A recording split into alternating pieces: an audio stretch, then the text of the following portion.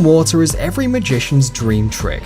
Until the 21st century, only one person was known to have pulled it off, and then we're talking Bible times. Nowadays, the technologies have developed to make this trick accomplishable. Among the first illusionists to show it to the world was Stephen Frayne, known to the public as Dynamo. The stunt was certainly eye-catching, as the British magician has presumably walked across the River Thames, right in front of the Houses of Parliament. His secret apparently is a massive floating platform of plexiglass anchored by the riverbank. In fact, if Dynamo was to perform the act in a swimming pool filled with the wonderfully transparent chlorinated water, the platform would be seen with the naked eye. Think of the River Thames instead. Its water is so dark, ripply and dirty that even if the illusionist decided to walk upon drowned bodies adorned with motley feathers, no one would even notice. Breaking free from the Chinese water torture cell. This trick was designed and performed in 1912 by the brilliant escape artist Harry Houdini. Since then, breaking free from a water-filled tanker got a reputation of one of the most complicated tricks in the world. Actually, there are several ways of pulling it off.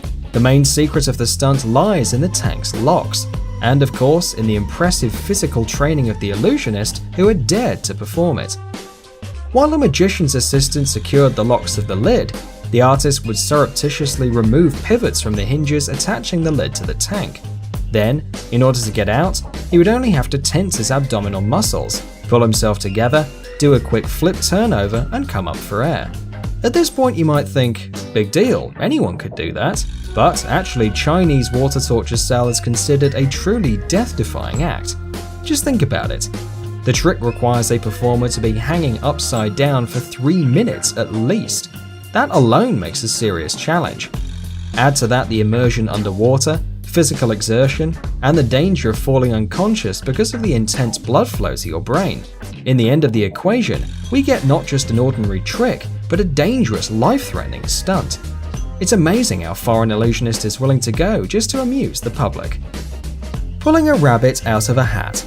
This trick is probably the first to spring to mind when you think of magic and trickery. It used to be so popular that it had become a symbol of illusionists all around the globe. There are 3 ways to perform it. The most obvious and easiest one is to make sure you have a table with a hidden drawer big enough to fit a rabbit. The hat must also have a concealed aperture. Then a magician can simply reach through the hat into a compartment within the table below. The second way consists of a special trick top hat, more specifically in a secret compartment on its bottom where you'd hide a rabbit.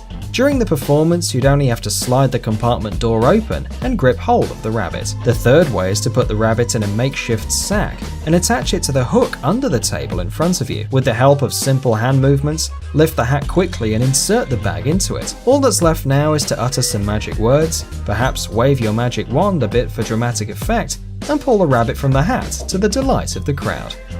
Metamorphosis. Invented in the 19th century, the trick Metamorphosis has won the hearts of the audience for its visual appeal. Almost all famous magicians gave it a go, including the great Houdini. Each one of them did it in their own way, but the most spectacular performance was offered by Jonathan and Charlotte Pendragon. Husband and wife duo brought it to perfection, reducing the time for the transfer to 2 seconds. In this stunt, Charlotte ties her husband up in a bag before locking him in an apparently solid chest. She then leaps atop the chest and raises a curtain, lowering it to momentarily conceal herself. In the blink of an eye, Jonathan emerges, revealing that the spouses have swapped places. When the chest is opened, Mrs. Pendragon is found inside the bag with the knots and seals unbroken. What's their secret? Well, the apparently solid chest actually had no back, and the bag in which the first performer was placed had a zip in the base for easy escape. Having gotten himself free from both the sack and the chest, Jonathan would wait for the curtain to drop. Then, as he went through the motions of unlocking the box, Charlotte had time to accommodate herself in the sack. Essentially, their secret is skill and impeccable timing. Catching a bullet.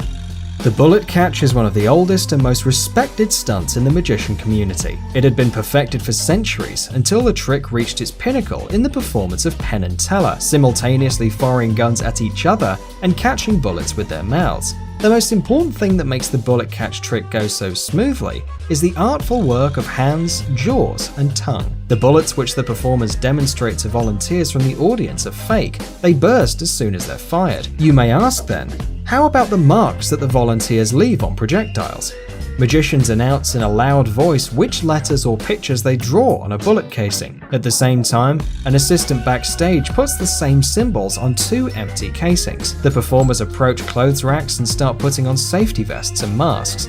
Take note of the fact that the racks stand close to the stage curtain. This is a key moment. Both magicians turn away from the camera and the audience can't see their faces.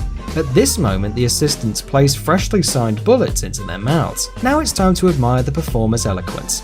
He gives a whole speech on the dangers of firearms, still having a bullet tucked behind his cheek. The rest is a question of technique and thorough rehearsal.